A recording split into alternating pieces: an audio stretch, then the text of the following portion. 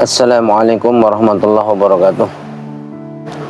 Bismillah, alhamdulillah, wa syukurillah, wa ni'matillah, wa la hawla wa la quwata illa billahil aliyil azim. Alhamdulillah rabbil alamin. Sahabat-sahabat semuanya dimanapun antum berada, alhamdulillah pada kesempatan di siang hari ini, alhamdulillah kita semuanya diberikan oleh Allah Subhanahu wa taala kesehatan, keberkahan dan kemanfaatan kehidupan yang selalu dalam keridhaan Allah Subhanahu wa taala, dan mudah-mudahan selalu dalam keadaan keberkahan Allah Subhanahu wa taala. Amin ya rabbal alamin. Saya doakan semua sahabat-sahabat yang selalu support, selalu memberikan atensi pada channel ini, mudah-mudahan selalu diberikan keberkahan oleh Allah Subhanahu wa taala, rezeki banyak, berkah barokah berlimpah dan kesehatan, dan selalu dapat perlindungan dari segala keburukan-keburukan dunia. Sahabat-sahabat semuanya yang dimuliakan Allah Subhanahu wa taala, berbicara sebuah kehidupan, bahwa kita ini tentu saja kehidupan tidak ada selalunya dalam keadaan normal-normal saja. Ya, kehidupan ini pasti ada naik, ada turun, ada di atas, ada di bawah, ada samping, ada di belakang, dan seterusnya. Dan semua juga ada di depan. Nah, tentu semua adalah berada di dalam zona takdirnya Allah Subhanahu wa taala, zona skenario Allah Subhanahu wa taala. Nah, yang menjadi pertimbangan, yang menjadi kajian buat kita semuanya adalah bagaimana agar zona kehidupan ini berada pada harapan, pada keinginan yang kita inginkan dan kita cita-citakan, sebagaimana layaknya sebagai manusia yang hidup dengan sejahtera, hidup dengan tenang, hidup dengan bahagia, dalam keadaan penuh dengan kesuksesan dan keberkahan. Pertanyaannya adalah, itu yang harus kita jawab. Sahabat-sahabat semua yang dimuliakan oleh Allah Subhanahu wa taala, di dalam Al-Quran sendiri Allah terangkan bahwa wa ma khalaqtul jinna wal insa illa liya'budun, tidaklah aku ciptakan oleh Allah Subhanahu wa taala jin dan manusia dan jin semuanya adalah untuk beribadah kepada Allah Subhanahu wa taala. Nah, di dalam kajian ayat ini para ulama memberikan tafsir bahwa karena Allah memerintahkan kita untuk beribadah kepada Allah, maka di balik itu semuanya, rezekinya, kesehatannya, keadaan pun sudah dijamin oleh Allah Subhanahu wa taala. Wa ma min dzabati fil ardi illa Allah rizquha. Maka Allah sudah menjamin apapun yang sudah diciptakan oleh Allah itu dengan rezekinya. Sehingga maksud dari Allah Subhanahu wa taala adalah ketika Allah memerintahkan untuk manusia beribadah, totalitas beribadah kepada Allah Subhanahu wa taala, maka tidak menjadikan hal-hal perkara rezeki yang tidak membuat mereka sibuk. Karena rezeki ditanggung oleh Allah Subhanahu wa taala. Kenapa harus totalitas?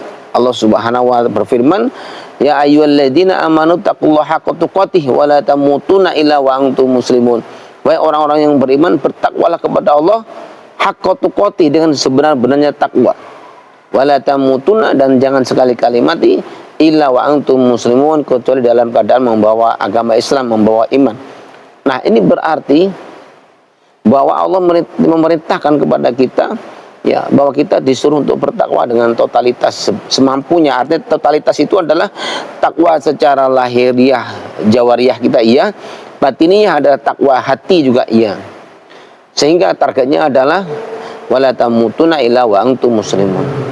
Nah, berbicara ketakwaan dohiriyah, jiwa raga kita, termasuk takwa pandangan, takwa lisan, takwa telinga, takwa seluruh anggota badan kita, diperintah untuk bertakwa kepada Allah Subhanahu wa taala.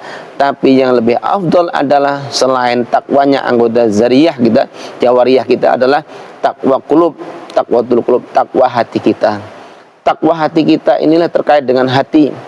Ya, tidak ada iri, tidak ada dendam, tidak ada kesombongan, tidak ada ketakaburan, tidak ada dongkol, tidak ada penyakit, seluruh penyakit hati. Kenapa ini dianggap oleh para ulama adalah penyakit yang sangat membahayakan dan besar?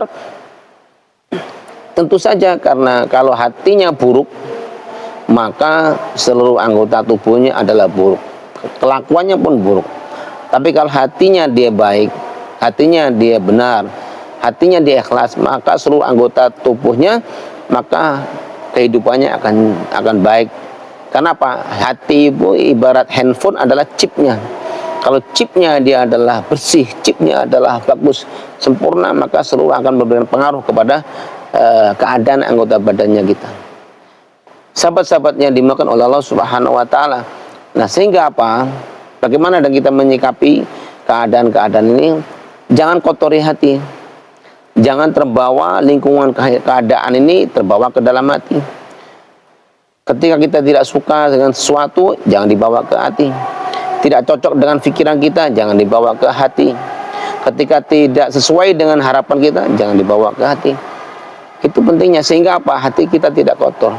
Tapi kalau kemudian semua hal-hal yang terkait tidak sesuai, kawan tidak seide dengan kita, sahabat tidak seide dengan kita, kita tidak dihargai, tidak dihormati, sakit hatinya, maka yang ada adalah dendam, yang ada adalah dongkol, yang ada sakit hati, iri, dengki, hasut.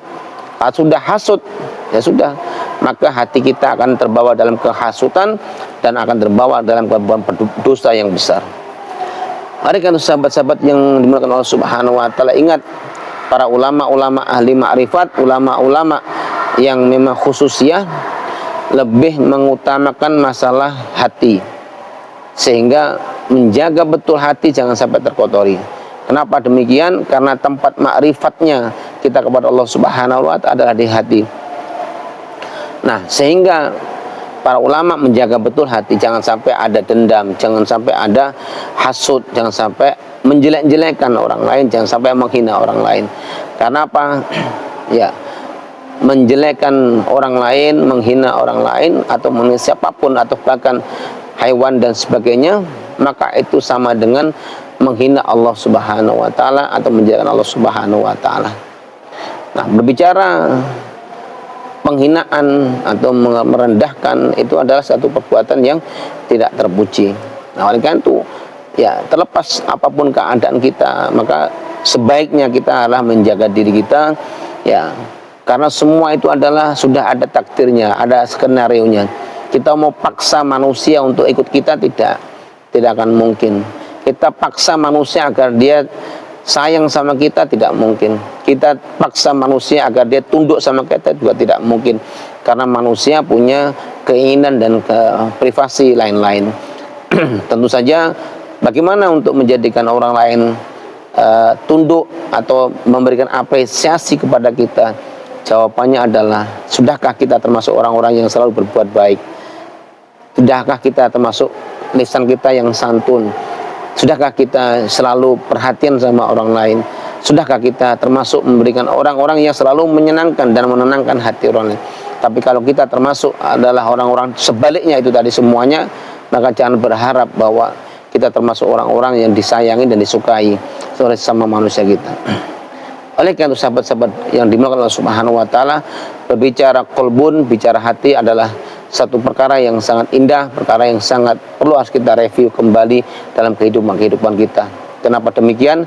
Karena Allah Subhanahu wa taala, innallaha la yanzuru amwalikum wa ajsamikum. Allah tidak akan melihat harta kalian, tidak akan melihat pakaian-pakaian kalian, walakinnallaha yanzuru qulubikum wa amalikum.